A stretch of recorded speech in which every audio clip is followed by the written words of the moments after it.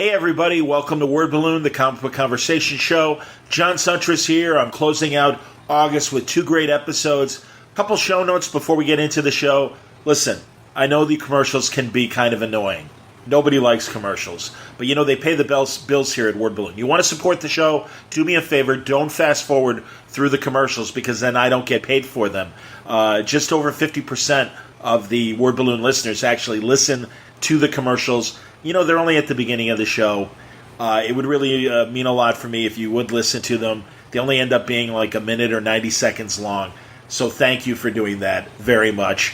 Contact me if you have any questions or comments about the show, john@wordballoon.com. Follow me on Twitter. Follow me on Facebook, John Wordballoon at Twitter.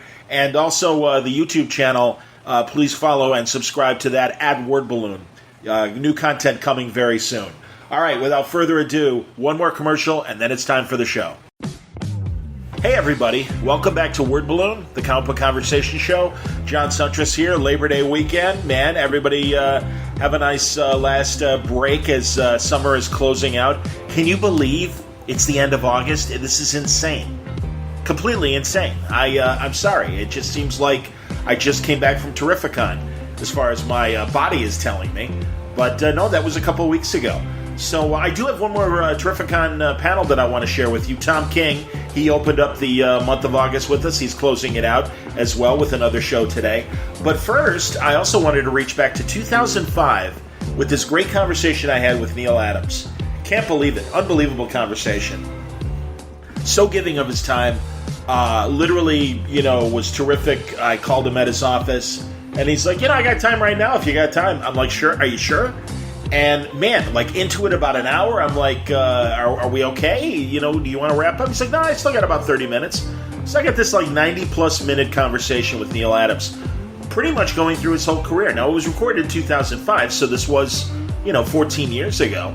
But man, just great stuff, really from the start of his career in comic strips. He was in comic strips before he broke into comic books, and was doing things in syndication for 2 TV tie-in comic strips that were very popular at the time. A Western comic strip, Bat Masterson, which was based on the Gene Barry TV show. You might be able to catch that on cable if you search for it, or on some of the streaming channels. I think the Bat Masterson episodes are there. And then a great medical show, Ben Casey, featuring Vince Edwards. And man, I'll tell you, Dr. Kildare and Ben Casey were the kings of medical drama in the early 60s, and the Ben Casey comic strip, I keep waiting for them to republish that. I want to say, I think either God, now I'm blanking on one of the old Hermes. I think Hermes Press was talking about collecting the Dr. Kildare strip. I know that's a question every time I see Neal. It's like, is that coming out? What's going on with that? Because it's great, and it has Neal's realistic style that came to distinguish him from other comic book creators of the era of the Silver Age when he entered in the 60s. And man, we get right into his work at Warren for Jim Warren at Creepy and Eerie, working for editor Archie Goodman on some art assignments before he broke into DC. And as he said, man, what's the first thing he worked on? Nothing realistic. Not Batman right away, not Superman right away. How about Bob Hope and Jerry Lewis comic books? They were still making these things in the late 60s into the early 70s. Can you believe there's a Bob Hope comic book? I mean, you might have seen it in dollar bins or everybody pointing out a crazy cover and stuff, but Neal did that stuff. He talks about the difference between Bigfoot and Littlefoot illustration and the importance of learning how to do cartoony Bigfoot work first. There's a lot of great information here, also about what the DC bullpen was like in the 60s and early 70s, and lots of great stuff, man. And a lot of his big highlights of creating Ra's al Ghul and doing the great Superman versus Muhammad Ali comic book. His collaborations with Denny O'Neil at the time as well, Bob Haney, some of the other great writers that he worked with, and also his own scientific theories about the expanding Earth. I know that's controversial, and some people kind of scratch their head when they talk about it, but Neal believes it. And I'm like, hey, man, I'm interested in what people believe. I learned Otto Binder was really into ghosts appearing on white noise on recordings and stuff. Otto Binder was a serious believer of that stuff. I just think that makes you that much more interesting as a person if you've got those kind of idiosyncrasies in terms of, what you believe and what you think. So this was a great think piece with Neal Adams that I think was a very unique conversation. And I'm happy to reshare it with you on today's Word Balloon. It's all brought to you by the League of Word Balloon listeners. We're closing out August. Thank you, League, for your great support via Patreon. It means a lot. Word Balloon is free, but if you like what you hear and want to help support the cause, if you think what I do here at Word Balloon is worth, $1 a month, the price of a comic book a month, if you can swing it and want to subscribe to Word Balloon, go to patreon.com/wordballoon or click on the Patreon ad right there on the front page of wordballoon.com. Thank you for your support, League of Word Balloon listeners. Word Balloon is also brought to you by Aftershock Comics, one of the leading new independent publishers of the last few years who have made their mark on a lot of distinct books. Things like Animosity from Marguerite Bennett and great stuff from Garth Ennis like Jimmy's Bastards and A Walk Through Hell, and tremendous stuff from people like Cullen Bunn, like the Brothers Dracul, and also Dark Ark, and his new Night Temporal. There's Tim Seeley's work on things like Dark Red, and Phil Hester's work on Stronghold. The great horror anthology that Joe Pruitt puts out called Shock. Really neat stuff. Aftershock's been killing it this year. They continue to do so with great new books and distinct genre-bending stories that will capture your imagination. There's a book for everybody at Aftershock Comics. You don't have to take my word for it. You've been hearing conversations here on Word Balloon with Aftershock creators, and there's going to be more coming up in September, but you don't need to wait. Go to their website. You'll find full story descriptions, preview pages, and most importantly, the diamond codes on how to order the books through your local shop at AftershockComics.com. All right, let's get into it. A great conversation with the great Neal Adams, man, one of the real distinct voices, if for a lack of a better description. Of course, we're talking about his imagery. But, we just had my first conversation with Steranko a couple weeks ago from Terrificon. Well, this was my first conversation with Neal Adams from late in the year of 2005. We get right into it on today's Word Balloon. Coming from your experiences on Bat Masterson and Ben Casey doing the syndicated strip and going to D.C. looking for stories to work on, it seems you had already achieved what a lot of the comic book artists back then were trying to do, and that's land a syndicated comic strip deal. Yeah. So did that put you in a more confident position when it came to trying to get these comic book gigs? Well, to be perfectly honest, I had no intent at that point in my career to, quote, go backward and to do comic books. My intention was, since I had a syndicated strip, since it was successful, it was in 165 papers across the country and around the world, why would I want to go and do comic books? It doesn't even make sense logically, and certainly not from the point of view of making a living. What I wanted to do at that point was to go on and either do another comic strip or to become an illustrator. And since I had sufficient ability to become an illustrator, I did a portfolio, took 6 months off, and I made a portfolio. I left it at an advertising agency, and when I went back to get it a couple of days later, it was gone.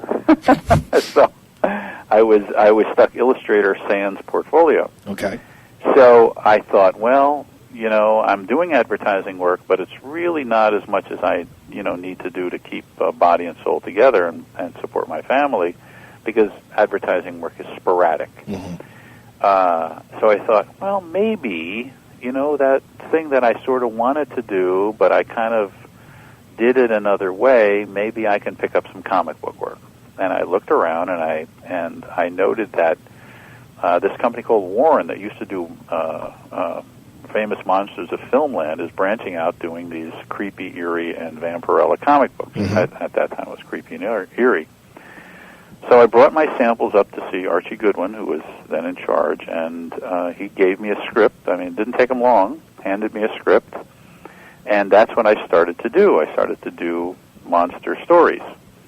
And it was very good for me because all that angst that I had built up doing illustration work, I was able to vent on these stories. So each story that I did for Archie was essentially different from the previous story. In other words, I created a new technique or a new way of doing it for each story that I did. One was done in wash, one was done in magic marker, one was done in pencil, one was done in a design concept that was different from other design concepts. So essentially I got to play. After a while, I realized, well, this is very nice for Neal, but it's not really putting bread on the table. Maybe I ought to get some work that I can, quote, crank out, phrases that we use in comic books that we're so ashamed of. Hack and crank out. So I can hack some pages out and crank some pages out and make a living. So I went over to DC Comics, and I spoke to the fellow that did the comic books that I respected the most. That was the War comic books by Bob Kanigher. Mm-hmm. War comic books are good in that you can reference, and you can reference as much as you want. You can get a little crazy and do sort of adventure stuff compared to the stuff that was being done in those days, which was pretty mild and pretty vanilla. And so I started to do war stories, but then, I don't know, I got, like, attracted to, some of the higher class comic books, like Jerry Lewis comic books and Bob Hope comic books. That's what's amazing, because given your realistic style, you're cranking, as you say, pages out on these very cartoony books that modern readers could probably compare to the Archie style. Yes, and in fact, there's a conversation that I would have with Will Eisner. It had to do with what we call Bigfoot and Littlefoot comics. Mm-hmm. Bigfoot comics, of course, are cartoon comic books, we know, where characters have big feet. Mm-hmm. Littlefoot comic books are superheroes, have little tiny feet but big muscular bodies. If you go to the people who are the best, pretty much they'll agree that if you don't have Bigfoot training, you might as well not do the Littlefoot stuff either, because you're just going to be stiff and boring. Bigfoot training allows you to see the extreme of action, allows you to see things that you would never see as a Littlefoot guy. There's lots of guys that draw Littlefoot comic books that are stiff, people standing at attention constantly, with their muscles flexed. Mm-hmm. They just don't understand the animation of Bigfoot drawing. And so to fall into a situation at DC Comics where I was trying to make a living and to be presented with the possibility of doing Bob Hope and Jerry Lewis comic books for somebody else may have seemed to be very odd and strange and something to avoid. For me, it was not, because I could pencil 10 pages in a day. Wow. To be perfectly honest, in comic books, that's the best money I ever made. Doing Jerry Lewis and Bob Hope comic books, I could crank those babies out.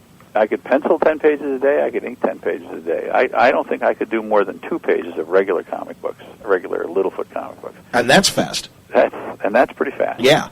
But to be perfectly honest, it was fun. And given a choice today, if you catch me in the right mood, I'd be delighted to sit down and do a Bigfoot comic book. And periodically in my regular business, I get to do such things. I have things that I do for some commercial clients that are very Bigfoot oriented, and I just have a ball. So I'm not one of those serious artists. It's hard to catch me in a serious mood. I really don't. I don't take it very seriously, and I figure, well, if somebody's going to pay me to do pictures, to draw pictures, then I'm pretty much in heaven, aren't I? And your versatility is evident on your website as well, because you do show some of the cartoons that you've done for advertising. Oh, yeah, you see that Nazen XB, I think, is probably on my website. And I don't think you can get too much more cartoony than that. But I enjoy all of these things. Anyway, I got to do other stuff at DC, and I kind of played around. I did Elongated Man, and I did the War stuff, and Jerry Lewis. Then I did Brave and Bold stuff, where I got to play with Batman after being turned down by the Batman editor. Yeah, that's pretty cool. That and thinking back now that you were turned down, and at least they did give you Brave and Bold, because that's what I first saw as a very small kid. Yes. Well, in fact, I think if Julie Schwartz could have gotten up from his desk and kicked me out of his office, he would have done when I asked to do Batman. But I didn't think he did it. I mean, I've always got along with Julie Schwartz, the editor of the Batman books. Mm-hmm. But to be perfectly honest, he was working under a constrained condition where he had to follow the way the license was written, and he could only hire certain people, and he could only do it a certain way. So he just didn't let me do it. There wasn't room for you, because was the work still being split up between Carmine Infantino and the Kane studio of guys like Robinson? Well, actually, no. I mean, Robinson had long before left. He actually became a real artist. unlike the rest of us. No, Carmine was no longer doing Batman. He was doing actually Deadman at that point. I think he was sick of doing Batman. Okay. So they were back to the Bob Kane stuff, okay. Which, to be perfectly honest, just wasn't very good. And much of it followed the old TV show. Yes. So besides being, losing Carmine and Infantino, following the old TV show was ridiculous because you had Batman walking down the street in the middle of the daytime in his costume and people not commenting that there was a man in his long underwear with a long cape on walking down the street. Mommy, isn't that weird? The kind of thing that really makes the character smaller in the eyes of the reading public. So I had no interest in doing that Batman. I certainly had an interest in doing, the Batman. That's what I wanted to do. So Julie didn't let me do it. So I went over to Brave and Bold, and I asked Murray Boltinoff, who was the editor, who was very mellow and would be pretty much delighted with anything that I would do for him because we just had a great relationship. After all, I was doing Bob Hope and Jerry Lewis for him. Okay, there you go. So there you go. I asked if I could work on Brave and Bold, which included Batman as one of the characters in the book. Might as well be a Batman book. And I started to do these stories, and I said, look, I don't want to change the stories. I said, but if I can just do this, Murray, anything that takes place in the daytime, I'd rather have take place at night. And I like to have a little flexibility and, moving panels around to make sure that the story gets told a little bit more adventurously. Mm-hmm. So he was fine, no problem. So I started to do Brave and Bold, and after a couple of months, I guess fans started to write letters to Julie Schwartz asking him how come the only Batman at DC Comics was in Brave and Bold. and you had some, resistance from Bob Haney, the writer of Brave and Bold, didn't you? Because I know. I had nothing that I was aware of. Oh, okay. No, okay. Fact, we got along great. Oh, good. Because clearly not only did you redesign Batman, but even things like Green Arrow. Well, Bob Haney was you have to remember that even though I'm known for working with Denny O'Neil, if you look at those Brave and Bold stories, you will see an abundance of story in each one of those. Very, very full and thick storytelling and good stories. Absolutely. So it was a pleasure to be working on those stories, and my relationship with Bob Haney was quite terrific. I didn't change anything. In fact, it was sort of Bob Haney's idea to update and revamp Green Arrow. He didn't quite know what to do with it. He said, he ought to be, we're going to present him again. Let's revamp him a little bit. But he didn't quite know what I had in mind. I didn't know I had in mind to turn him into rather more of an Errol Flynn type of Robin Hood. But as far as he was concerned, that was just great. We had I actually never had a bad word with Bob Haney. Never. Good. In my whole time with him. I appreciate the correction because, it did make sense to me because I thought I had read that there was a problem and that you were even taken off of Brave and Bold, but that didn't make sense because you had subsequent issues. No, I think that in fact, if they could have kept me on Brave and Bold for as long as they could, they probably would have done it. I think Bob Brown continued after I did, but what happened was that Julie Schwartz attacked me in the hallway and insisted that I was destroying Batman, but since I was destroying it, I ought to do it in the Batman comic book rather than Brave and Bold. So he purloined me from Brave and Bold to do Batman in the Batman comic books. And you and Denny O'Neil just hit the ground running with that. It was kind of a surprise that worked out so well. But Denny had been a reporter previously, so his grounding was a little less fanciful than you might find in a regular comic book writer. And because of that, his stories tended to be a little grittier and tended to be less, it's the Riddler hopping around telling riddles. Sure.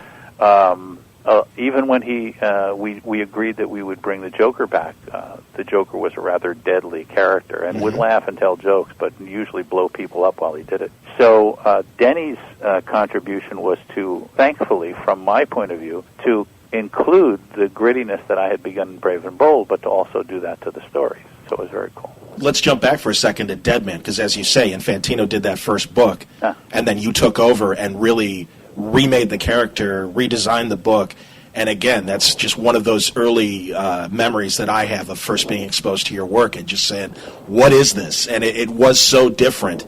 And the leap from what Arnold Drake and Infantino did, Jack Miller is credited as the scripter. Were you writing the books? I was writing the books after a time because there was a lot of politics going on at DC Comics, something that I avoid scrupulously as much as I can because I have my own problems. I don't think in my mind, I think of what I do as grander politics, not infighting politics. I see. Okay. I don't do that. But if you have a cause and you need somebody to put a helmet on and get on a horse and like an idiot ride into the battle, that's what I do. Okay. But I don't get involved in that kind of stuff that happens around offices. And that seemed to be what was going on. Miller came into conflict with some folks up there, and he ended up having to leave. Arnold was, I guess, for whatever reason, there was some talk that DC Comics had some certain freelance writers that wanted to get together and organize for better rates and for better things. Yes. At that time, I can recall one conversation that I had with Arnold, in which he took me aside and he said, "Look, how do you feel about organizing to, fight against various things that the comic book companies are doing?" I said, "Well, gee, I just sort of got here. I don't exactly know what you're talking about, and I believe in unionism and all that stuff, but that seems like a far jump." Well, whatever the hell I said, he lost faith that I would become a compatriot, which, considering my actions later on, is a little strange. Yeah, no kidding. That is surprising. Had he been straightforward and said, "Look, a bunch of us guys are getting together to do this, and we want to do that," I probably would have said, "Oh, fine, we'll do that. I'll knock some doors down for you." But he didn't say that. It was a very kind of, I couldn't even understand what he was driving at. Okay.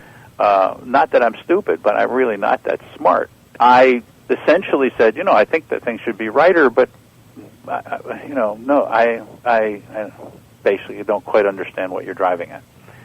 So I have a feeling that Arnold ran into some resistance from the company. Yeah. That's not my style. I don't do it that way. I just, we sit down and have a cup of coffee, and I say, why don't you return the original art? It would be better, wouldn't it? Don't you think, instead of ripping it up and throwing it away? How about that? Yeah, you're not a bad cop. You're a good cop. I understand. I think that's a better way of doing things. Sure. You get a lot more done. Because then you can always have another conversation. Nobody's pissed at you. Right.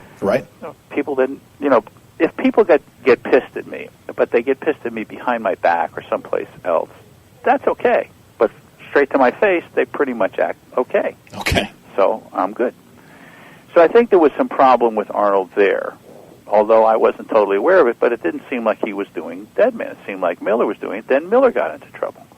Then what happened was, it was sort of like somebody, went in the room and threw numbers up in the air, and anybody who could grab one could write a Deadman story.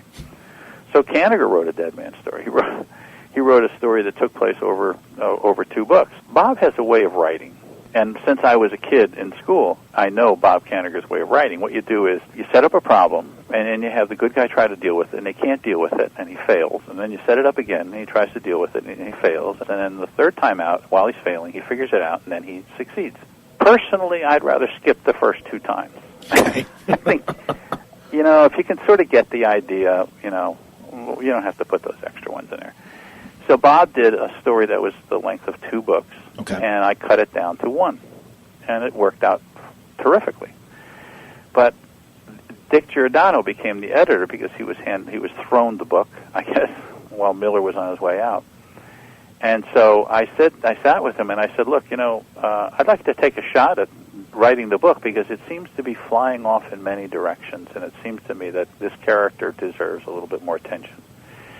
Dick said, "Well, show me what you have in mind." I showed him. And he said, "Fine, go ahead." So after Kanigher, I believe, I did the rest of the books and did the rest of the writing on the book. And to everybody's happiness, it seemed. Well, obviously, yeah, because, decades later, they're still, repackaging it and then presenting it. I really enjoyed, too, in the 80s when they brought it back, and you did you did a lot of new covers. I know you had one that was the scene from the Brave and Bold moment. With the hook, but no, it really was, because all of a sudden you had these other moments of the story, and you were given the opportunity to kind of bring those visions to light. They were great. Yeah, well, there's one of these days somebody's going to come and say, "How'd you like to do a 4-issue miniseries with Deadman?" And I'll say probably yes. See, and that's another great thing about your website too, is that you've got a lot of, I think, plot teases up there. And I read the one for Green Lantern. I think that's intriguing as well. I hope you get a chance to do it. That would be nice, wouldn't it? Yeah. Well, are you? I was going to ask about this anyway, but we're in the subject now. Are you talking to both of the big houses in terms of doing more work? I know you did a little Marvel work, obviously, this year. I talked to the writer of Green Lantern. He seemed very receptive, but I really haven't had any follow-up on that, so I don't know what's going on with that. Okay. But he seemed very receptive. Well, he's got a lot on his plate right now, Jeff Johns. Yeah. He's running that whole Infinite Crisis deal, and yeah. What do you think of the big company-wide crossover things like that? Well, I think they're okay. If you do too many characters all at once, it sort of becomes a circus. Mm-hmm. And I think it's okay for the geeks. All right, everyone out there who's a geek, you know Everyone's who you laughing. are. Please, let's not pretend. We all know, and I think that's great. And I'm not a geek. I'm a little geeky. I'll say this: I'm a geeky maybe about science and about certain things, but I'm not that kind of a geek. Okay. So I don't really personally enjoy those things, but I can see the appeal. I'm not a fool. I can recognize, that there's fans out there who know everything before everybody else, and will discuss infinite crisis on infinite universes and infinite planets, and who's dead and who's alive here, and all the rest of it. I'm just totally shocked that people can keep track of that stuff. For the life of me, I couldn't do it. I would rather a story that has a beginning, a middle, and an end, and that it doesn't have to interconnect with any and everything. So it's not my thing. It's other people's thing, and there are people who are much smarter than I that do this sort of stuff, and I think it's great. I just don't do it, Mm-hmm. So and I like that they do it, and every once in a while, my son, one of my kids, will grab me and say, "Hey, this is cool," and, sure. And I'll give it a try. And if I can manage, through 3 or 4 issues, I'll read it. Like I thought the one that was done by Rags Morales. Yeah, Identity Crisis. Yeah, with Brad Meltzer. Yeah, I thought that was pretty good. Oh yeah, because it did seem to contain itself, and it didn't fly off into too many different things, and so I enjoyed it. I also enjoyed Rag's artwork.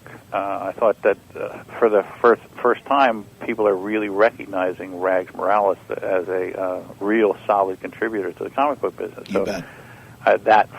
Maybe for that reason alone, but I did enjoy the series, and my son and I would trade notes on it. Dad, you know who died, right? Was that Elongated Man's wife? Yes.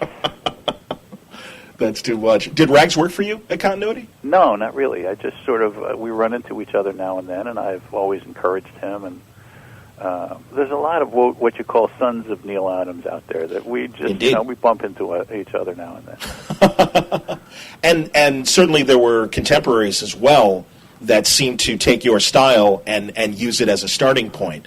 I don't know if they were contemporary. I think that they were later. The thing about Neal's contemporaries, if we can speak about them Please. for a moment, is there aren't any. I can appreciate that, certainly. At the time that I got into comic books, nobody was getting into comic books. In fact, I don't know of anybody outside of perhaps Jim Steranko, who was a magician, right, for a long time, who actually got into comic books at the time that I did, or that is anywhere within my age, 5 years on either side. Yeah, I was thinking of Aparo. Aparo, I believe, is quite a bit older. Okay. Yeah. But he worked for Charlton for quite a long time. But I don't know. I would have to check into it. That's the first time that was mentioned. Now you piqued my curiosity. Okay. No, I would only because Jim died. Right. Maybe that's incorrect for me to think that he was quite a bit older. No, and he was, and you're right. He did do the Charlton work as well. It just seemed that once your Batman, for example, was established, that was the look for Batman. And maybe guys weren't drawing as much like you before then. But certainly, your Batman was the template of the 70s. Yeah. And no, that what do you mean of the 70s? Huh? Hold on. Up until now, I think until the movie that just came out. That's true. Don't you think? Yeah, I no, mean, I people understand. bounce back and forth with Batman, but pretty much that's the Batman that we know and love. I mean, Well, the group of contemporaries I was thinking of was in that 70s decade. That's what I was thinking yeah, of. no, But- and I know, and I would call them copiers. Well, yeah. Well, and again, was that editorially driven? All I'm saying is that they recognized what it was that I was doing. They realized that if they did that, they could make a living more easily, and so they did it, and they liked it. And they were, all those guys were fans of mine. Sure. And very, very positive fans. I think the ones, though, that you have to recognize a little bit more are people who did what I did and then took it one step further. In other words, did their version of my version. No, I understand what you mean. And those people didn't necessarily do it in my style, but they did my Batman in their style. Whereas Jim Aparo and Irv Novick basically just did my Batman. Okay. You know what I'm saying? Yes, I do. No, I understand. All of which is all very complimentary and wonderful. Either way you go. But right then, when that happened, since I couldn't be 5 people, then DC was quite happy to have 3 or 4 other people that could Capture within that. a reasonable, a reasonable range, be Neal as well as Neal was. Right. Okay. And again, yeah, I was wondering, was that editorially driven, or was it the artist saying, "Hey, this is working. Let's all"? I don't think it's sort of like. I think it was sort of like the tide. It pretty much was there. Okay. I don't think anybody drew back from it. I think everybody's really relieved to get out of that. Yeah. The show was great. That I tell you, I love that show. I do too. But it was epitomized by, as I understand, in my mind, by I think it was Jill St. John, who was on top of this cyclotron that managed to sit on a sound stage, and somehow she fell into the, quote, cyclotron, which you got the feeling that you could move if you gave it a shove across the stage. And Batman said, "Oh, what a way to go." Yeah. And I thought, that says what that show is. Right. It's a farce. It's a farce. Yeah. It's a satire. And sufficiently fun and wonderful for the time, but if you're reading Batman comic books, that's not what you want to see.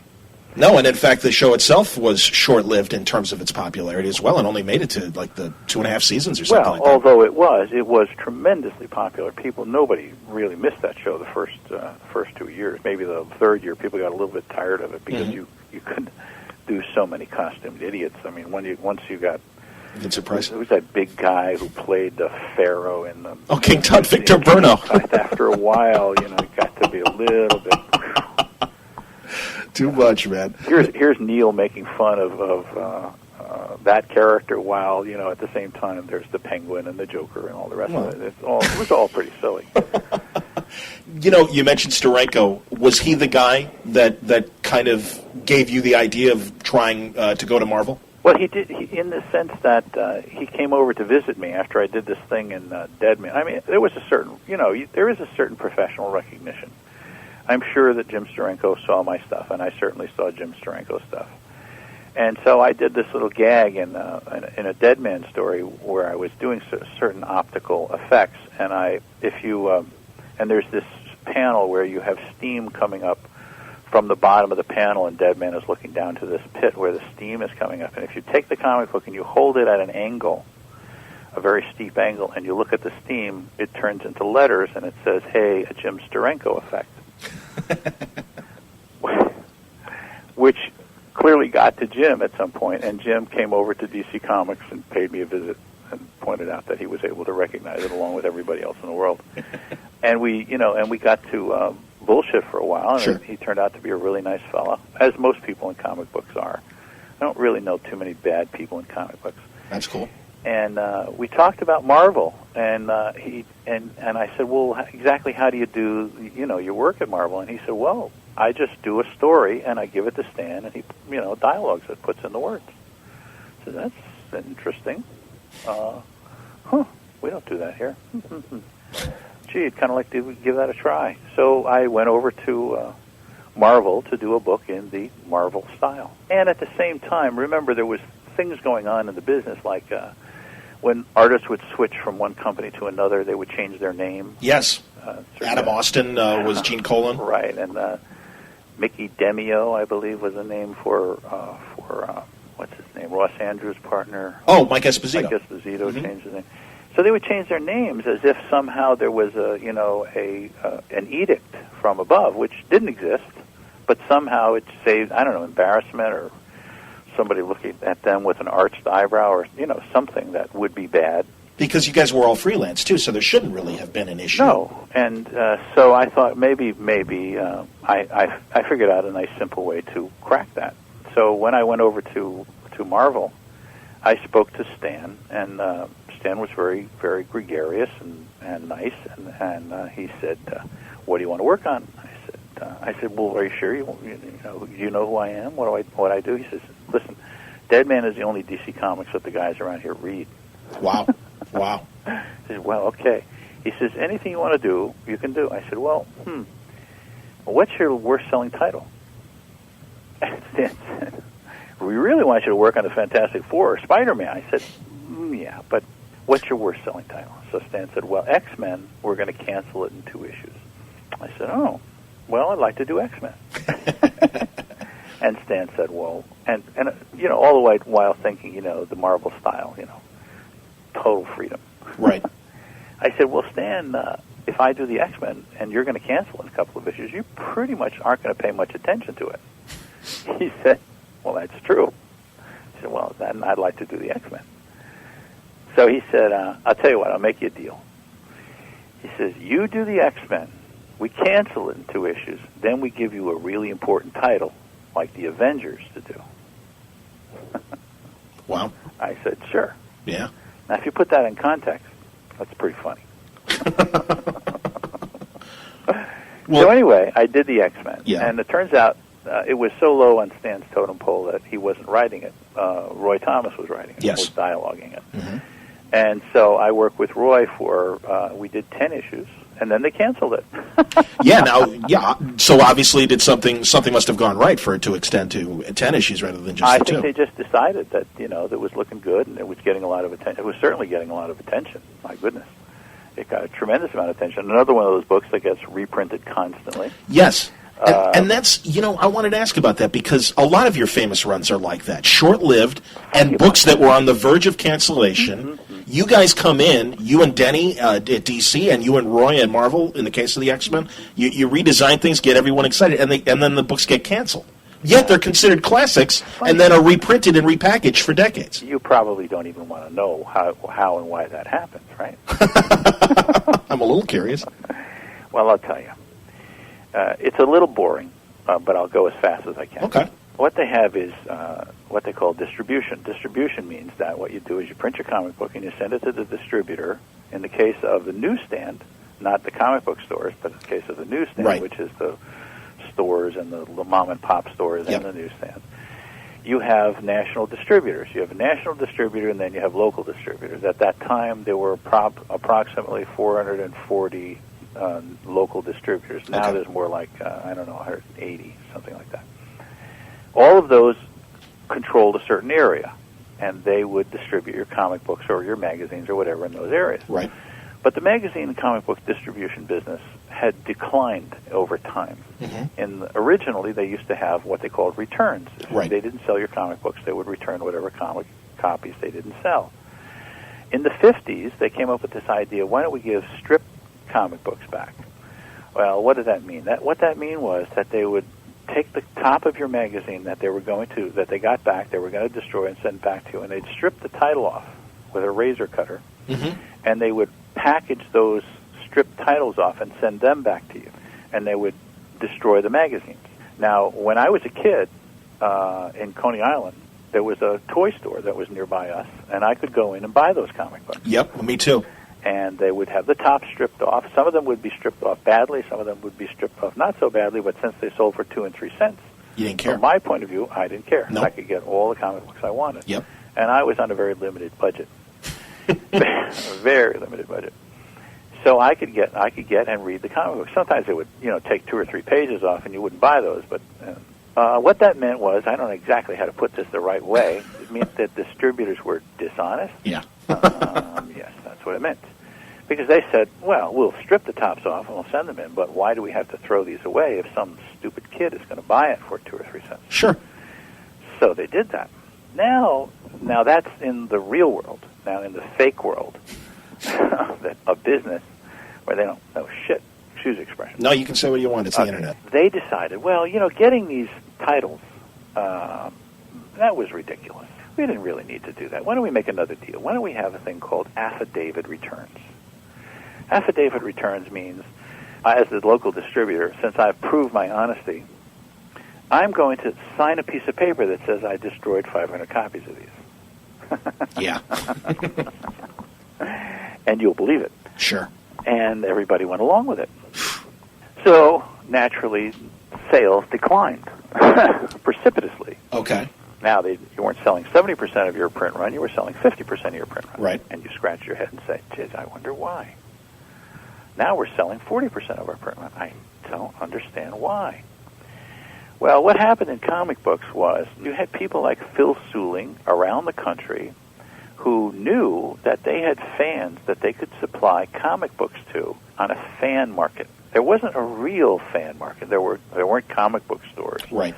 But there were get-togethers. Mm-hmm. Certain guys would rent a room in a hotel or whatever, and they'd have their comic books stacked, and they would get together with other fans, and they trade, and they buy comic books. And certain guys were smart enough to get extra copies of certain comic books. Now, how would they do that? Would they get it from their local store? I mean, they'd have 100 copies of, let's say, Strange Adventures Dead Man. Now, you can't go to your local store and get 100 copies because they only have 10. So where are you going to get 100 copies? Well, you go to your local distributor, and they have what they call a back door. It's called a loading ramp. And so what you do is you set up a table next to the loading ramp, and you take your little van in, and you go inside, and those comic books that are supposed to be destroyed, you go and you make a deal, and you pay 30% for those comic books, and they mark them as being destroyed. Wow. Now, what happens at that time is more and more of those guys are going around making those purchases in every city in America. Mm-hmm. So there's 440 distributors, so you got guys, maybe not all 440, but you certainly after a while it catches on. You got one smart guy in every city, smart enough to go up to the local distributor and make the deal, unless he's a jerk. So he goes and he buys a given number of copies that he knows he's got customers for. Now, let's say you're one of those guys, and along comes Barry Windsor Smith. Along comes Jim Steranko. Along comes Neal Adams, turning out comic books. What ones are you going to go buy? Yep. Well, you buy the other ones, but more and more you're going to buy those. And you're going to buy those, and you're going to sell them to your favorite buddies. Now, those are going to be affidavit returned as being destroyed. Right. All across America. So here you have Marvel and DC Comics. They know they have popular comics. They know kids are writing fan letters. Everybody's going nuts. Neal Adams is doing Batman. Jim Steranko's doing S.H.I.E.L.D. Mm-hmm. Barry Windsor Smith is starting to do Conan. Yep. Everybody's going crazy. Still, the sales aren't doing well. They're not going up one bit. In fact, some of them are dropping. How is that possible? Ooh, I don't know.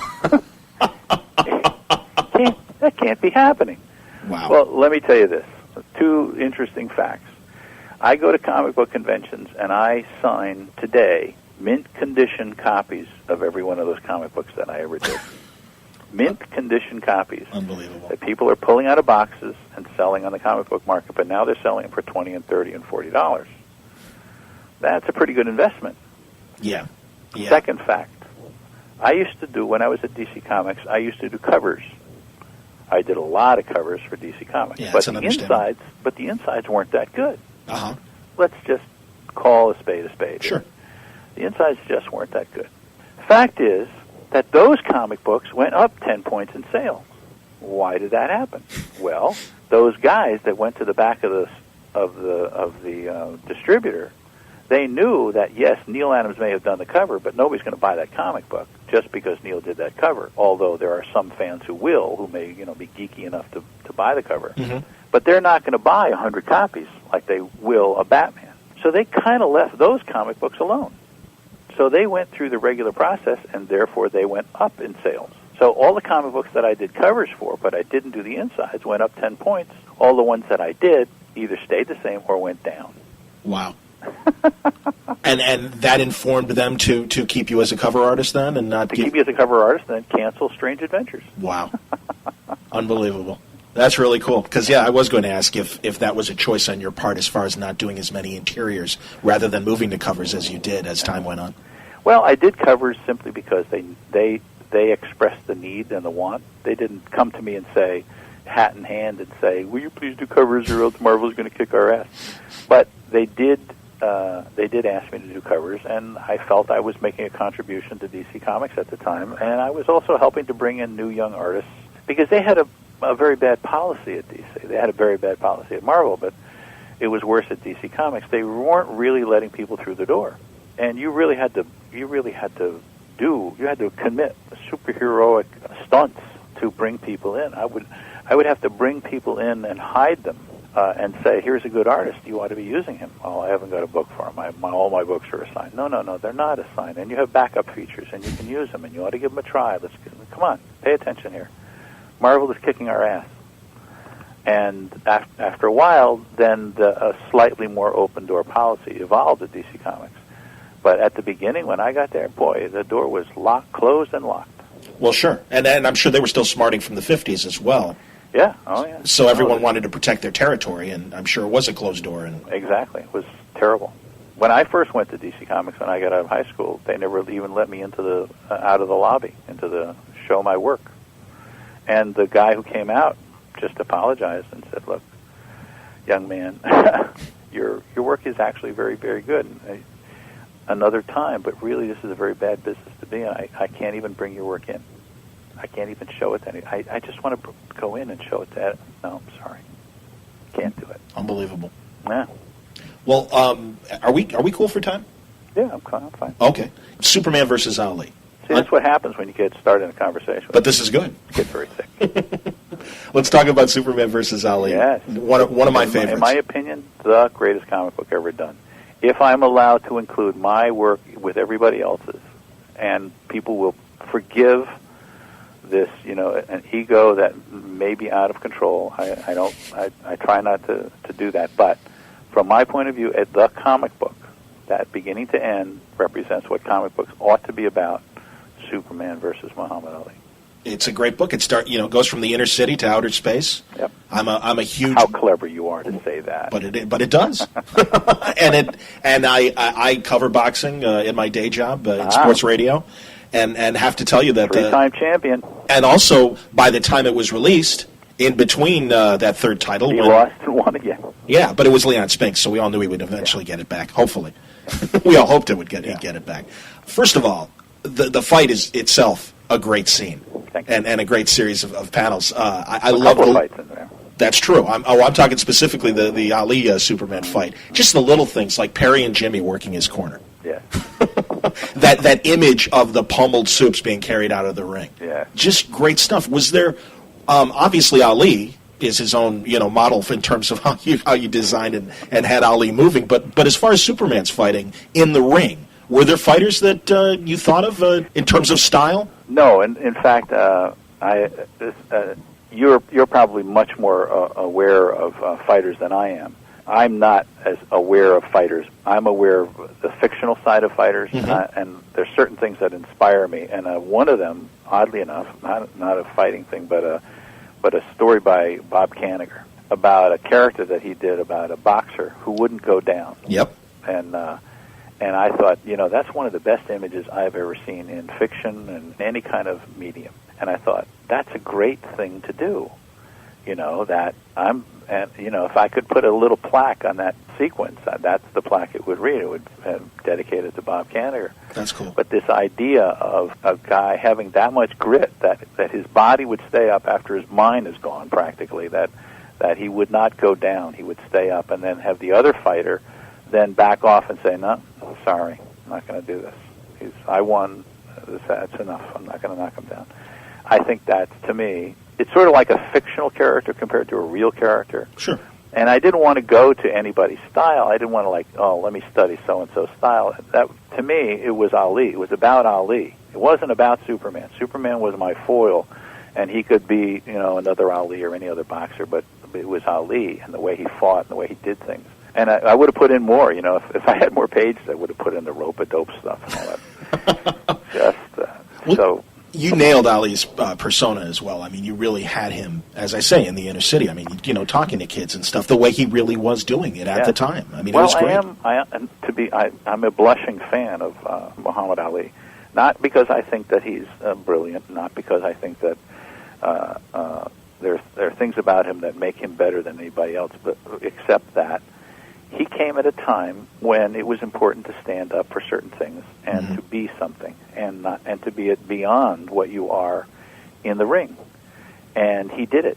And to give you an example, it's really a small example, but I did a cover for ESPN magazine and they were deciding who was going to be the 100 greatest athletes of the century. And I did a cover for them, which was a copy of the cover that I did for Superman Muhammad Ali, and I had Ali fighting Jordan. Yep. And I think it's one of the best pieces of art that I've ever done. I also have a piece inside, and it's about Ali. It's a double-page spread on the inside. And I was glad they gave it to me, and I think probably I would have been very upset had they not given it to me to do. But when they voted at the ESPN magazine, whoever the jerks were that voted, they voted Jordan to be number one. Now, on a personal basis, I think Michael Jordan's a great guy, and I think that he represents the business of sports very, very well. But between you, me, and the fence post, a man gambles. Okay. And Ali, as a representative of, forget black people in America, but as a representative of human beings, standing for things that he believes in, willing to make the sacrifice that it takes to do what he has to do to stand for those things and to represent Ali is number one. There's nobody greater. So Jordan, I love. My family loves Jordan. What happens when Jordan makes a basket? He sticks his tongue out. I mean, I love Michael Jordan. Really, really great. Sure. Number one? No. Number two, maybe. Ali. Number one. No, I'm with you. You're preaching to the choir, and I agree. It's interesting, and you do point out the fact that both actually did lose a bit of their prime, and you point out the fact the reason why Jordan lost a little bit of his prime, quite frankly, was his gambling. Exactly. As opposed to Ali, who was standing on principle and really did sacrifice a lot more for a lot more people. Well, from my point of view, and I have a very strong opinions about this, although I really try not to take too much time to express them. The hate and stuff that happens in America has done more damage to white people than it's done to black people, because it's just made them less.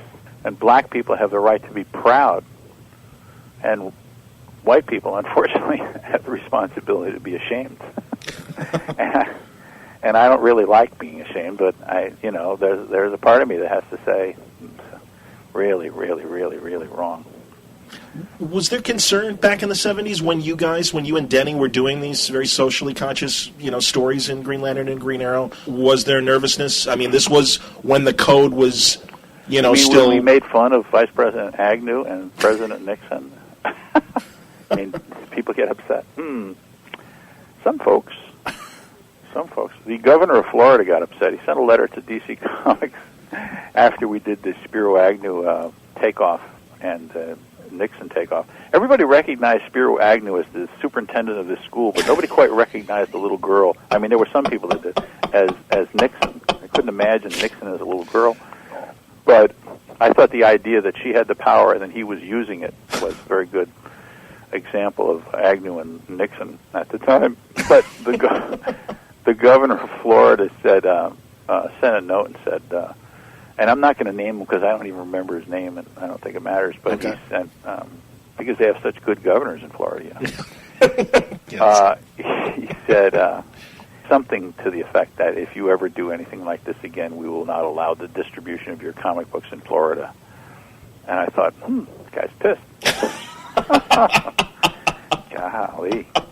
See, now, and I was thinking of the Speedy cover, because I even in researching Well, this who would interview. be mad at that? Think about it. Who's going to be mad? Well, and I don't even mean You're mad. not offending anybody. Well, but again, it was certainly for what would be considered a kid's comic book.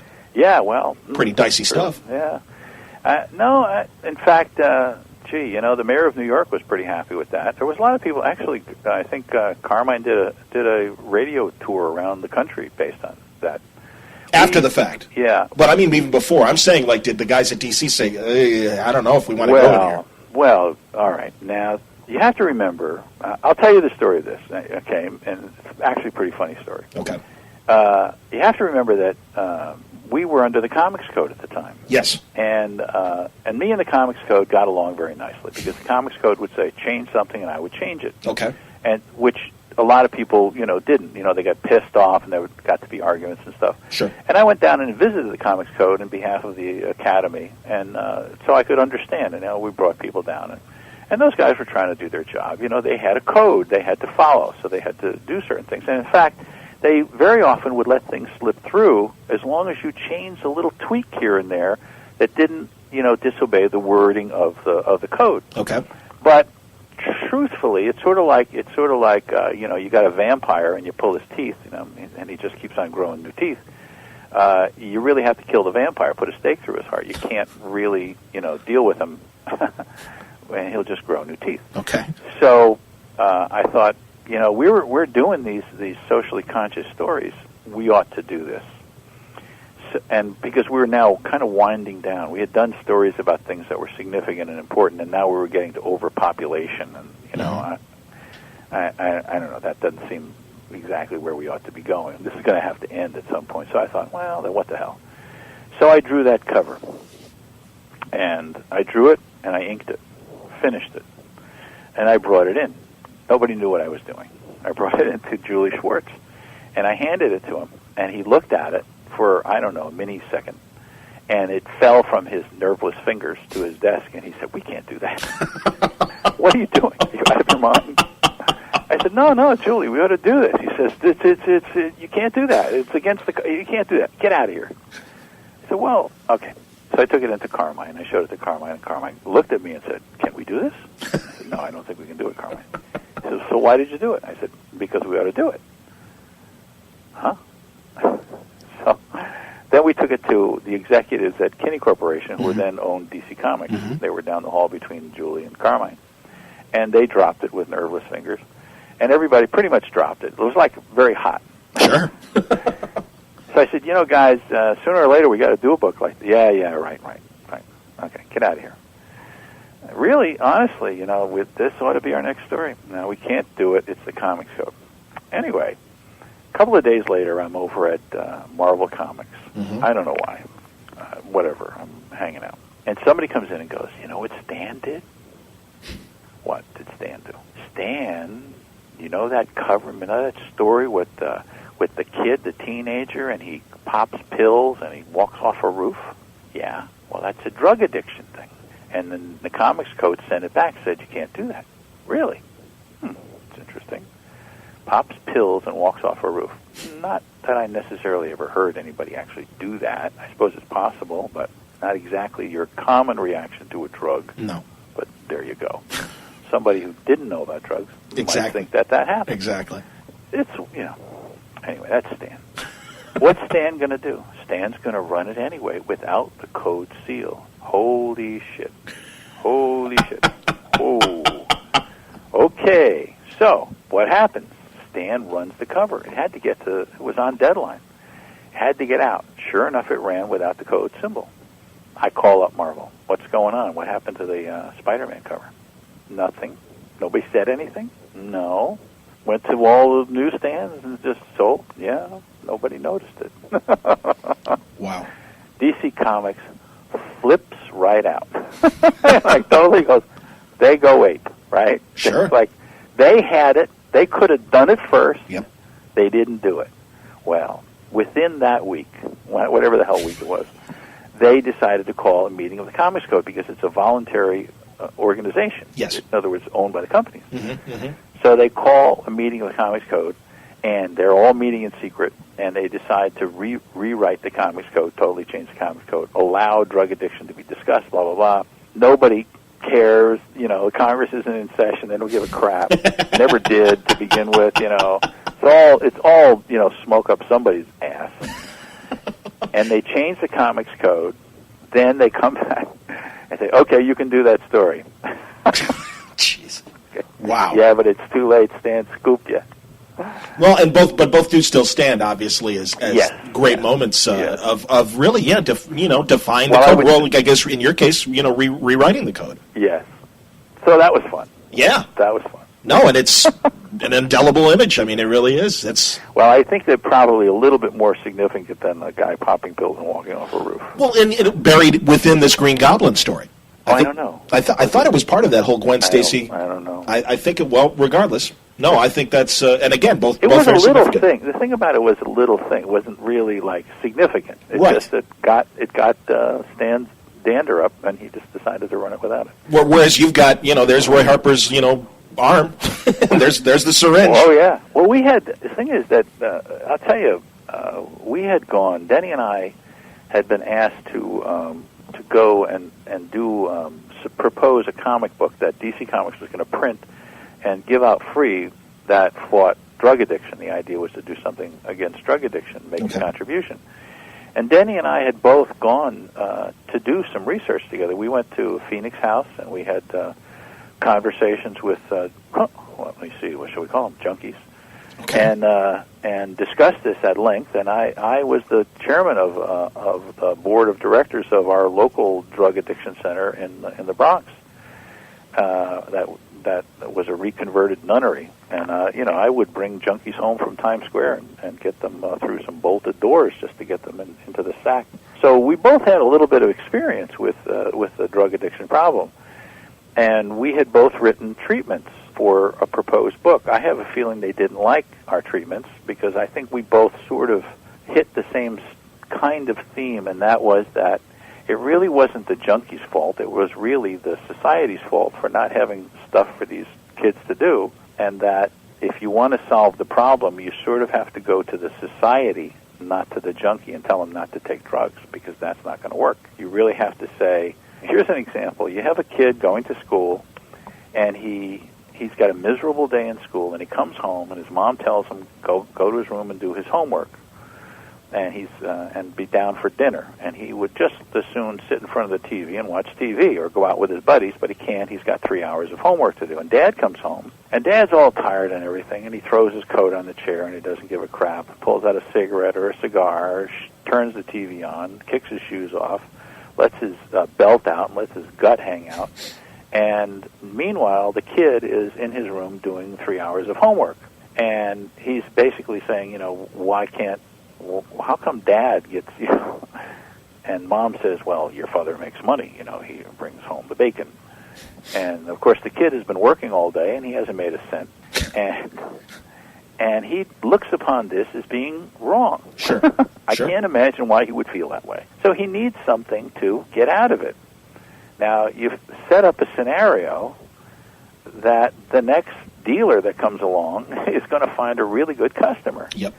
Why isn't there some interrelationship between dad and son when they come home? Why isn't there activities for these kids to have something to do in a positive nature? Why isn't there some payout to the kid so he can feel like he's accomplishing something? Why haven't we figured out those problems? Why are we trying to tell the kid that he shouldn't do dope? Because, 90% of junk that a guy takes really doesn't actually make him feel better. It sort of just makes him feel even.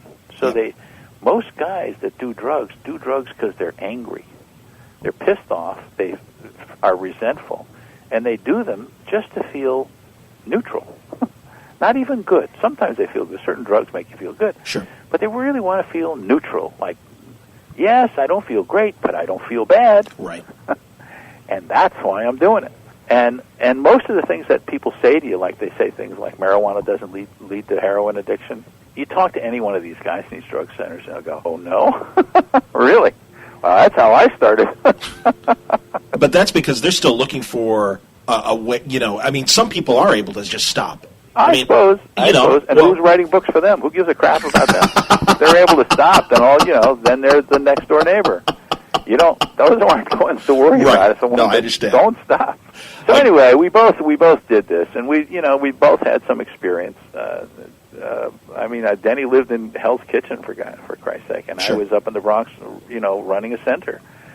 So what happened was that the project just died. And so while we're doing and this happened before this. So what happened with the Green Lantern, Green Arrow thing? I thought, well, shit, Denny knows what's going on, so I'm not going to have to proselytize to him. Why don't I just do this cover? Fuck it. Sure. Let's just do it, and let's see where we go from there. And if you think about it, that's what that story was about. Green Arrow deserted the kid. Yes. And that's what happens. And I don't think you can, if you're going to boil the story down as simply as that, that's what it was about. And again, something that informs the character and is still really being exploited today in lesser ways. Nothing as extreme as Speedy's addiction, but this is a flaw of who Oliver Queen is now. Yep. Which I think is, again, another testament to what you guys were doing, that it's still being done today and still I being thought it followed. was an interesting turnaround because, we started the whole series by showing the flaws of Green Lantern. Yes, that he was out of touch. Right. And now suddenly, there's no angel sitting on your shoulder, buddy. We discover that Green Arrow has got some demons. That's very cool. Now, I've seen you obviously express an interest in getting back to Green Lantern. How about Green Arrow?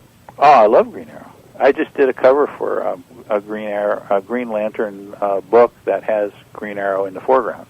Okay. And I just don't think I'm never happy with it, the way anybody does Green Arrow. I think of him as like Errol Flynn with this big smile on his face, and you go, God, the guy's got dimples. If I was a girl, I'd fuck him. You know what I mean? And I never see that. I see this, this guy looks like an aristocrat or a dilettante or some weird, guy that is very confused about his own personality.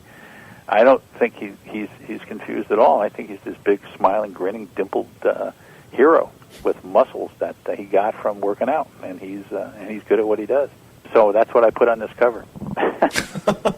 So maybe got one more new image of Green Arrow with a big grin on his face. Let's get into your science, if we may, because sure. Because we've been talking, and I want to give you an opportunity to talk about this.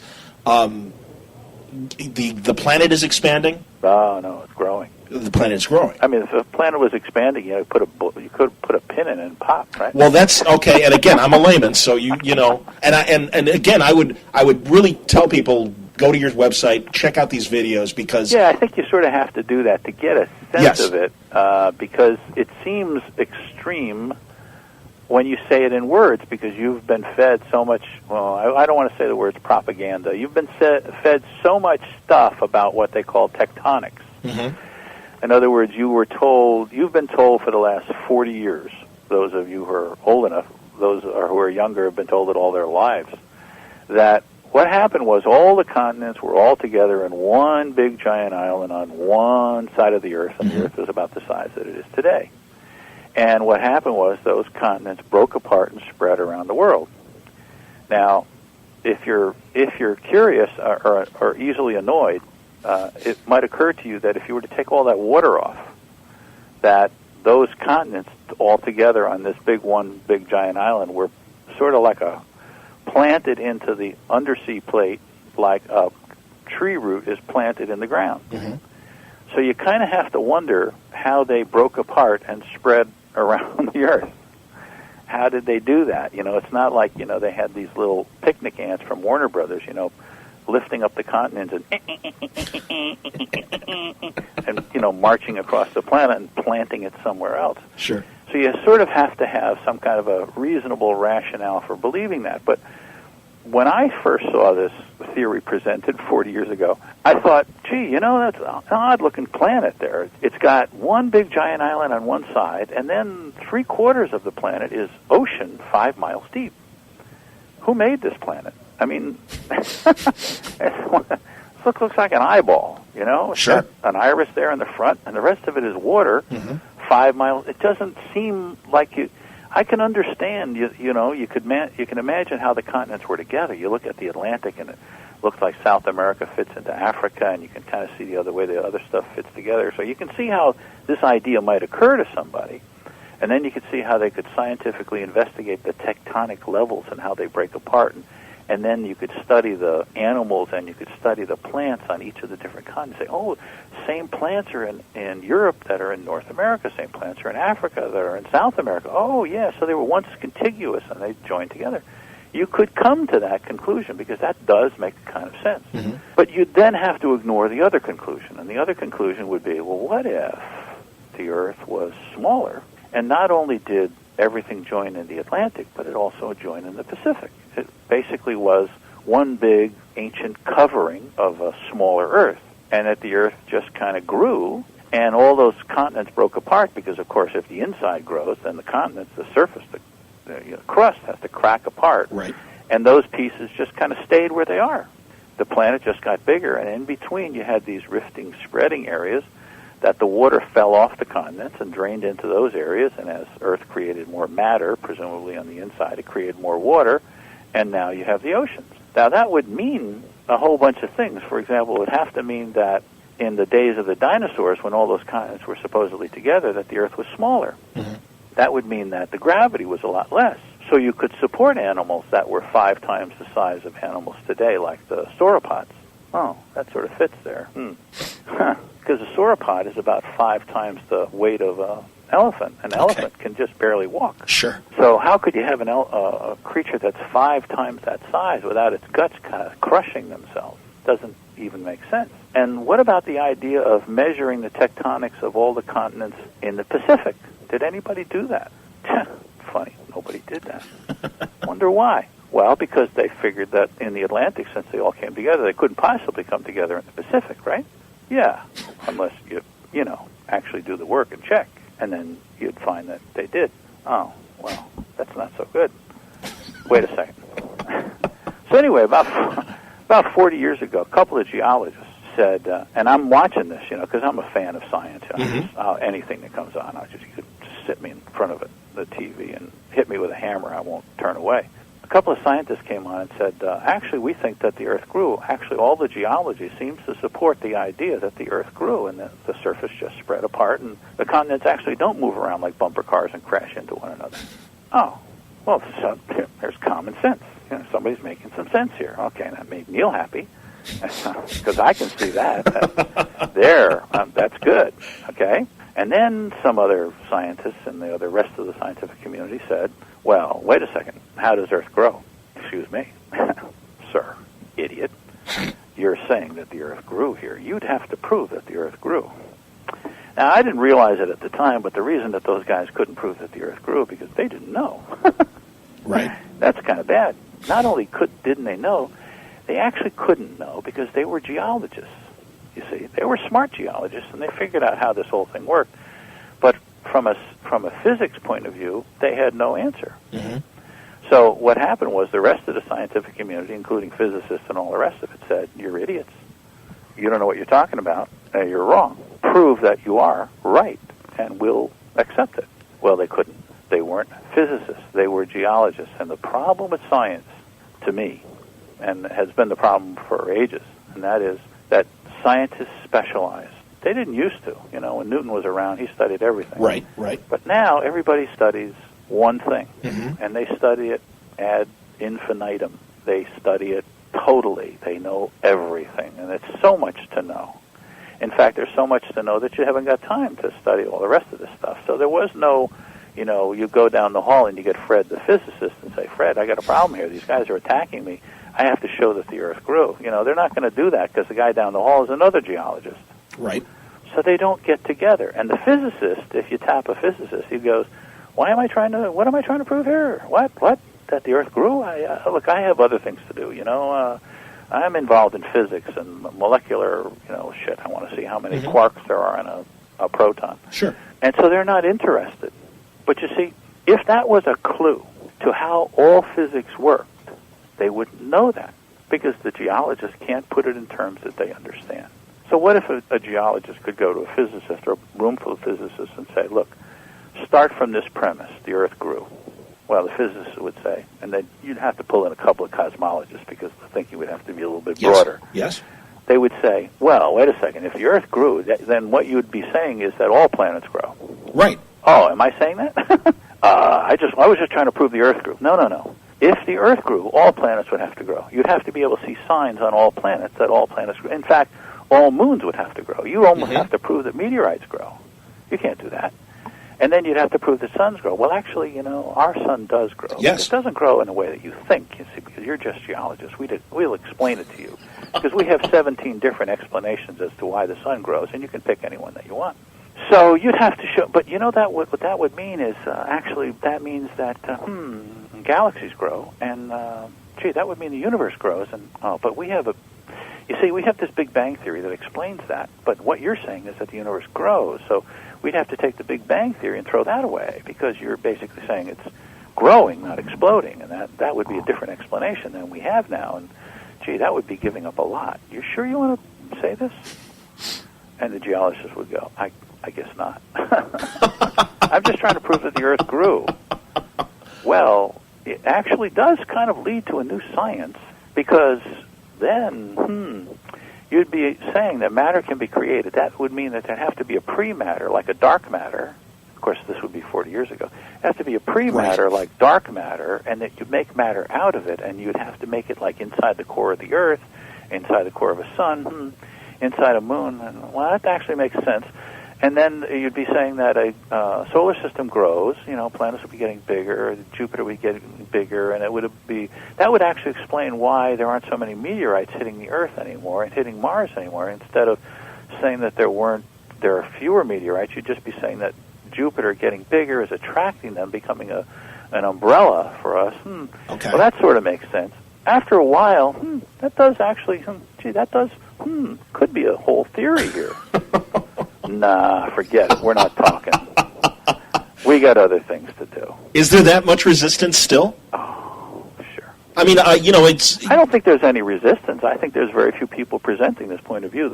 The leading character I found out a couple of years ago was a guy named Samuel Warren Carey in Australia, who at that time was one of those people and who was ostracized, but still became a powerful geologist. But he, to his dying day, which was about 2 years ago, insisted that this theory was correct, that subduction doesn't exist, which I haven't explained to you, and that it's preposterous to think that the Earth remained the same size when all the continents clearly fit together, and if you made a globe, you could show how they fit together, and that would be impossible unless it were true. You couldn't possibly put the continents together so that they fit exactly and perfectly, because that would be a little too much of a coincidence, according to Sherlock Holmes.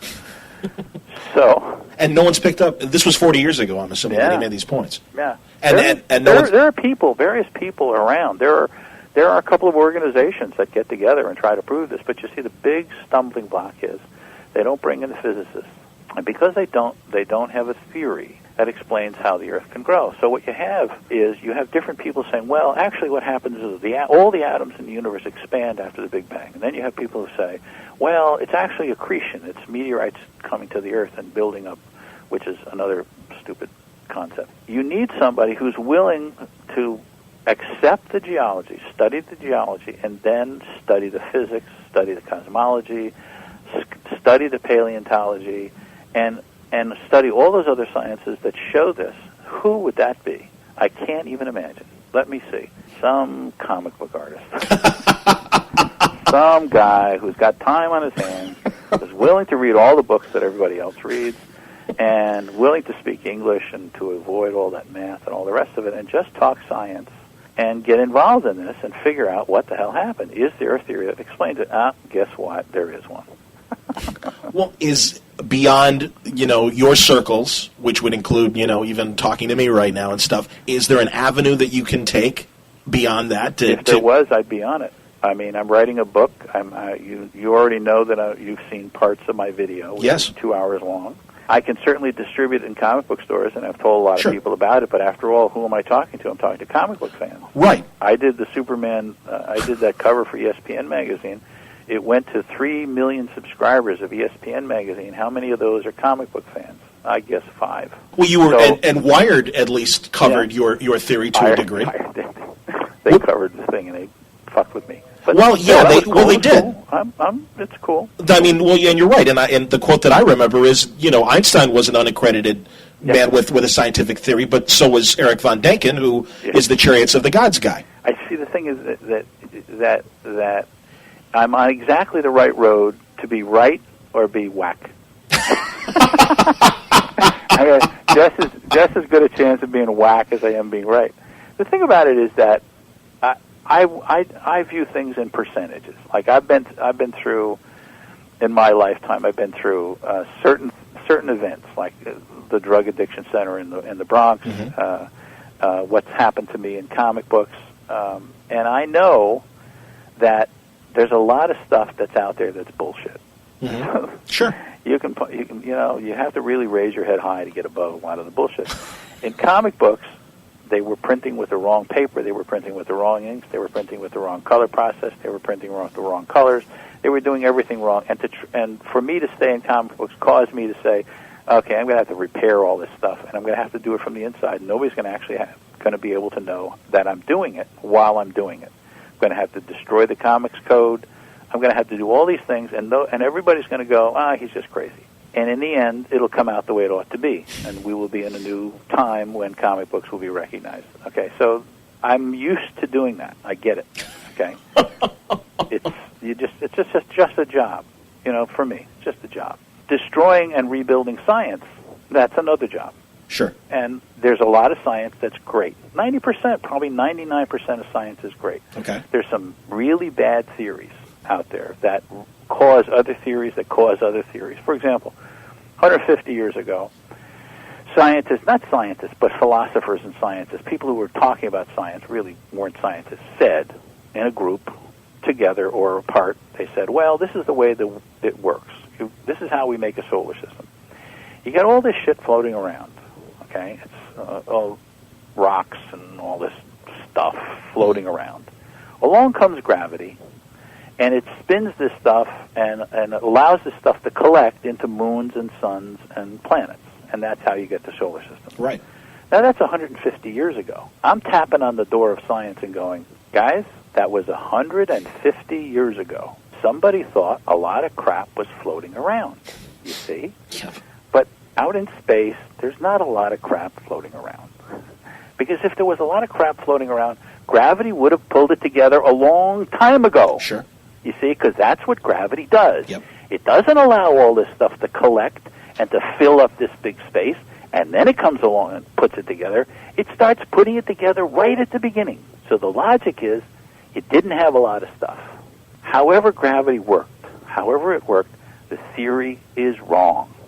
Now, what you're doing is you're now saying, okay, Earth started the same size as it is today 5 billion years ago. A whole bunch of stuff collected into the Earth because it was all laying around. Right.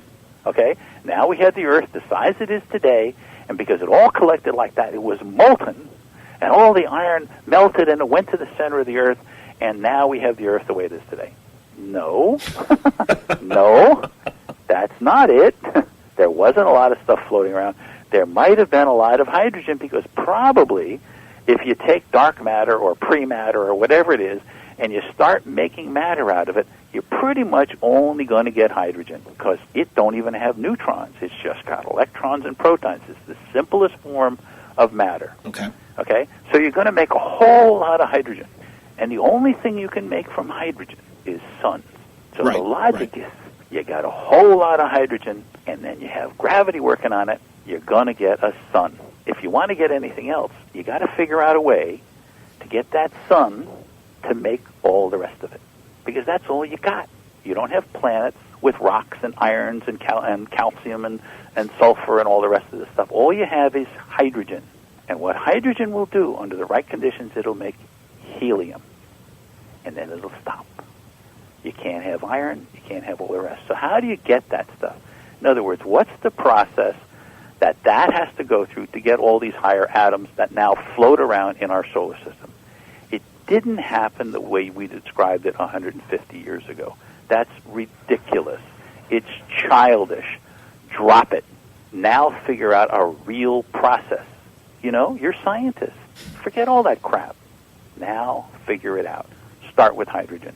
And that's already a big jump. Yeah. So if that's how it happened, or something relating to that in some kind of simple way, then the process that brought us to where we are today was a process that is nothing like that other process, that silly, childish, stupid process. It's something else. We got to go from hydrogen to what we have today. How do we get there? It don't start with full-blown planets. It doesn't make sense. Some other processes had to take place. And there are, as it turns out, some real simple processes that do that. In fact, if you want to study just a little bit of it, look up Carl David Anderson, the youngest man to win the Nobel Prize in 1932. He experimented with nothing and he got something. Anyway, the thing is that what's happened is that we have this history of crap, just like in comics. You know, I walk into Sal Harrison's office and I say, Sal, DC Comics only has 32 colors. Yeah. Well, Marvel Comics has 64 colors. They have twice as many colors. Well, that's because they have tone yellow. Yeah, that's true. Mathematically, if you got tone yellow and you have 25% and 50% of tone yellow, you're going to get 64 colors. Why don't we have it? It's too expensive. No, Saul. No, I don't think so. Because the same people that do the separations for Marvel do the separations for DC. So that means that Marvel's paying more for separations than DC is. I don't think that's true. You don't know what you're talking about. Get out of my office. Fuck you. Okay. What do we do with this? Let me see. Going to get twice as many colors. A little too tempting to resist. Go into Joe Kubert's office and say, Joe, you know, Marvel gets twice as many colors as we do. No. Yeah, really. You think Jack Leibowitz would like that? I don't think so. Maybe you ought to tell him. Hey, wait a second. Let me see that chart. Okay, here's the chart, Joe. Here's the colors we get because we get tone yellow. We don't get tone yellow? No. That's why we have pink skin on everybody. Oh. And here's the other colors on the rest of the chart because of the tone yellow. I'm going to show this to Jack. Goes talk to Jack. Jack comes out, goes into Sal Harrison's office. What the hell is going on here? Martin Goodman has twice as many colors as we have. That cheap SOB has twice as many colors as we have. I don't believe it. Find out what's going on. Okay, boss. So, John, how much more would it cost us to get tone yellow? Okay. Yeah, thanks. Do that. Have fun. So he can give us the tone yellow. What's it going to cost? Nothing. Okay, fine. I knew that guy, that cheap, that wouldn't be paying more money than we are down the hall. 14-second conversation, I'm reckoning. Double the number of colors that DC Comics gets. Doubled. And that's why you went back and recolored a lot of your first. Well, now we're getting computer colors. We got millions of colors. Do you want to go back, George Lucas, and even do more? Oh yeah. Yeah, absolutely. I want to go back. You know what I want to do? I want to go back and get the Jack Kirby, Wally Wood Challenges of the Unknown and recolor them. That's cool. That would be great. Absolutely. And, you know, if people don't like it, they can go out and buy the old comic books. That's true. You know, they're out there. You can buy them for you fanatics. They exist. But if you really want to see Jack Kirby and Wally Wood modernized, you know, brought up to date and in something you can be proud of, ought to be done. There's lots of projects like that. It would be really nifty. See, and again, I had this written in my notes as well. That's what I like about your science. It is exactly like your view of the business of comics. You came in, you saw what the status quo is, and said, you know, you're doing it wrong. Yeah. It's just as and not because I'm saying it. You know, some things are just self-evident. You know, yeah, but you had the perception to say, well, wait a minute, this just doesn't make sense. And again, not to be an asshole. You're just trying to, hey, I don't get this. Why is A the right way when B is so clearly the better way? Exactly. And you know, people say, well, you're just being a jerk, you're just being an asshole. And you know, at a certain point, you kind of go, well, okay, fine, I'll take the label because I can't avoid it. But really, honestly, guys, it would be better if we do it this way. Like, you can't bleed the pages. Why can't you bleed the pages? Well, because one page prints into the next page, and then that page, the artwork will appear on the other page. Well, that really actually doesn't make sense, but I've seen magazines printed, and they do these 8-page maquette my understanding is that a machine comes down at the end of the printing line and trims the edges off, because otherwise the edges won't fit together. So they have to trim off a certain percentage. Now, if you trim off 1/8 of an inch of one page and you trim off 1/8 of an inch of another page, then that's 1/4 of an inch of trim. So you can bleed the page and you can just trim it off. No, it doesn't work that way. I really think it does, guys. What's Neal doing? He's bleeding his pages. They're going to get into print on the next page. He doesn't think so. We'll show him. Oh, they bleed. I guess we can all do it now. Unbelievable. Yes, we can all do it now. Wow. Who is this asshole? God, what a troublemaker.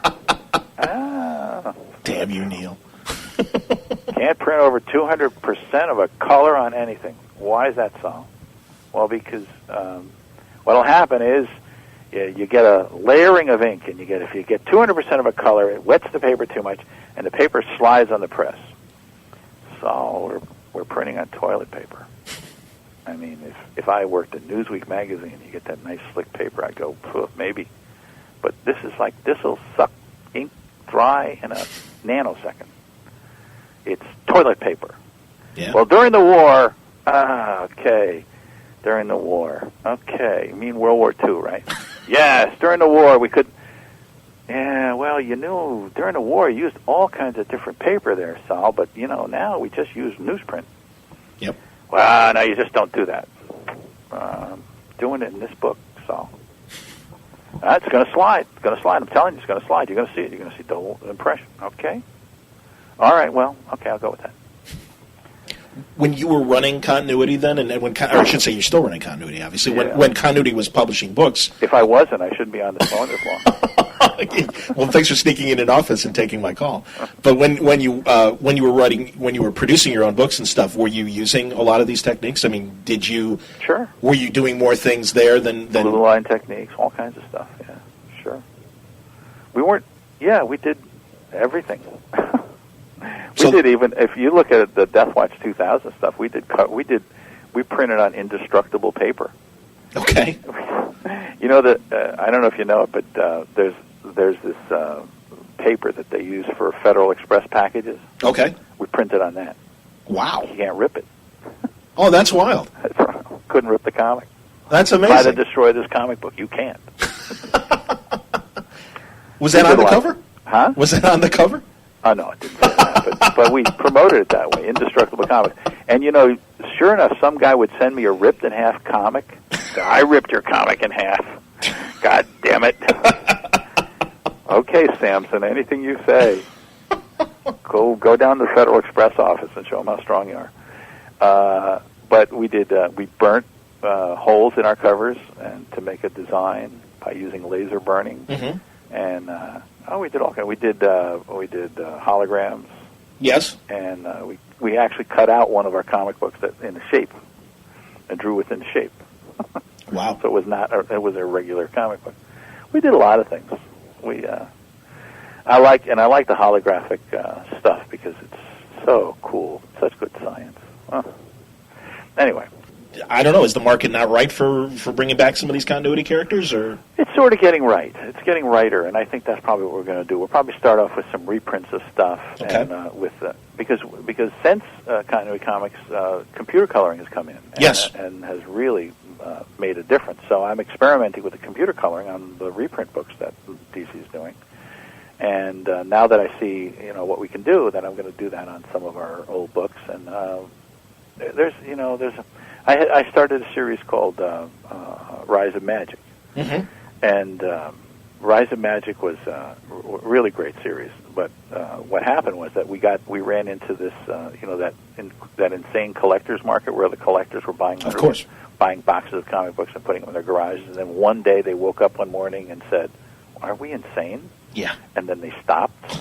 And then you go to comic book stores and you'd see comic books piled up, $2 comic books sold for 50 cents in the front of the store. Well, we got kind of caught in that, and I thought, well, unless Warner Brothers is going to come over and finance us, or we're going to go on the stock market, I think Neal is going to pull his little comic books back, and do some more advertising, because we did great on Death Watch 2000, but I'm not gonna go into bankruptcy for a principal here if it doesn't make any sense. So we pulled back, and we've sort of been waiting for the time that we come back. And I'm coming back slowly, not as a publisher so much as, I've got some sketchbooks that I've published that are out, and I'm doing some stuff for DC and for Marvel, just kind of, testing the waters and seeing what's going on. We've still been working on the Rise of Magic stuff quietly on the side. And I think I'm going to be doing a 6-part series of Batman for DC Comics. Terrific. And they're coming up with some actually very nice. But meanwhile, I've been fighting for various things. Like you notice that the Batman books that are out there have my name at the top. It's Neal Adams Batman. Mm-hmm. Well, I'm getting a royalty for that, because I'm getting a royalty for the use of my name. So if there's any of you creators out there that are listening to this and they're putting your name on the cover, you deserve a royalty for it. Very By cool. the way, just a little stab at the companies there. Well, and I saw your piece, too, of Paul Levitt shaking your hand in regards to the Batman That film. was pretty nice, wasn't it? Very nice. I would say excellent. I would say that's a turnabout there. It's too bad that Marvel isn't doing it. Yeah, that was going to be my thought. Can you take yourself out of that and say whether you like the X-Men films or not? I mean, obviously they were very successful, but... Well, it's a little hard for me to say I'm not liking what I'm seeing these days. I mean, the plot element of the first X-Men film was Magneto makes a machine that turns human beings into mutants. Mm-hmm. Isn't that part of the 10-issue miniseries the series that I did, where Magneto is down in the Forbidden Land and he's turning creatures into mutants? Sure. Hard for me not to like that. No, Especially when the writer comes up and says, that's yours. And the writers for the new Batman movie come up and say, that's yours. Yeah. Well, and DC, I guess, did right by you. Yeah. I think probably I deserve more, but there you Sure. go. I think I'm not going to complain since there's no agreement. Well, there you go. Yeah, no, I understand that. And obviously you've got a good enough relationship with Paul Levitt so that you are coming back to Batman and stuff. How are things with Marvel? I'm doing a few little things for Marvel, but I find perhaps they're treating me nicer than they're treating people that they should be treating well. For example, Dave Cockrum. We had a bit of a hassle with Dave Cockrum's work that they still haven't come up to the bar and treated him properly on. Definitely. And it does bother me. DC Comics is paying royalties to Jack Kirby's family, but Marvel is not. Yeah. In fact, 5 years after Jack's death, they cut off royalties. That's not a very nice thing. No. If an artist has a character they created in the X-Men, let's say, and they have an agreement that they're to receive money if a movie gets made on the character, then you would say, being just a regular human being and not getting involved in the that esoteric crap that they call the legal system, where they might say to that artist or creator, well, the X-Men is about the X-Men. It's not about your character, the one that you created. So if we do a movie about your character specifically, we'll give you a royalty. But since it's the X-Men and your character is simply included, we're not going to give you a royalty. You would say, being a person, you would say, well, then why don't you just count the X-Men that are in the movie and break up that percentage among those people? Sure. That would be reasonable. Sure. And as a human, you would say that would be a good solution. But since they have lawyers over there, they don't have to do that. No. And unless the person objects and sues them, they'll never have to do it. Whether that's ethical or fair, I think that's the question, and it's not. Not because I say so. I don't think you really have to get too complicated when it comes to ethics and fairness to know that that's wrong. I think that DC, on the other hand, without any agreement, has stepped forward and said, hey, we recognize that you guys made a contribution to this, and therefore we're going to give you some money. I think that's ethical and fair. I mean, to me, the world isn't really terribly complicated. I don't believe that the legal system was created to be an epitome of ethics, fairness, or honor. I think it's just the goddamn legal system. Take the God part out, because I don't think it ought to be associated that closely with this. I think that it's a very bad system, and very often, even when we write fiction, we talk about how you bypass that system in order to be fair to people. That's a whole raft of literature. Well, it's a whole raft of life too. it's true that the legal system and lawyers and the way they conduct themselves are not very fair and ethical. But that's just an opinion. Shared by many. I really, again, encourage people to check out nealadams.com, and you can, read a little bit more into some of the subjects that we're talking about, especially the one you just discussed. Go check it out. You'll see a lot of evidence of what's going on currently with Neal, his scientific interests and pursuits. And if you want to prove to friends that Neal Adams is crazy, you go to that site and you'll be able to do it. But it'll answer a lot of your questions in terms of things that you might not have heard covered in this interview. But your time has been great, Neal. I truly appreciate it. A pleasure. That's Neal Adams, and go to nealadams.com. You will see Neal at conventions. He's a convention warrior. Take a moment, check out his table, because he always has great prints of his stuff, and keeps churning out interesting new stuff reflecting TV shows and things. It gives the Neal Adams spin on whether it's The Walking Dead or Game of Thrones or the other great shows right now in terms of streaming television and interesting movies. Neal gives a spin on it, and also great recreations of some of his most iconic cover work at places like DC. So you can't beat it, and I look forward to my next conversation with Neal Adams, hopefully here on Word Balloon. Hope you enjoyed today's episode, brought to you by the League of Word Balloon listeners.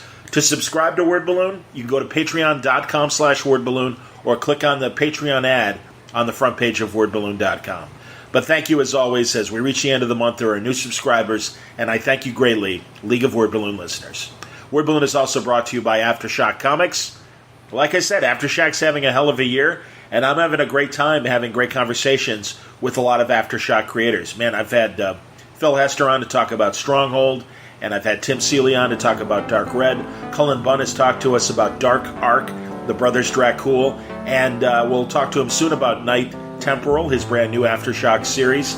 Donnie Cates was just on talking about Baby Teeth, and I'm looking forward to new conversations with people like Joe Pruitt to talk about the horror anthology Shock, and just being one of the curators of Aftershock Style. He's one of the creative editors, along with Mike Martz. And also, I really want to talk to Marguerite Bennett about animosity and other things as well. So expect those Aftershock conversations to be coming in the weeks ahead.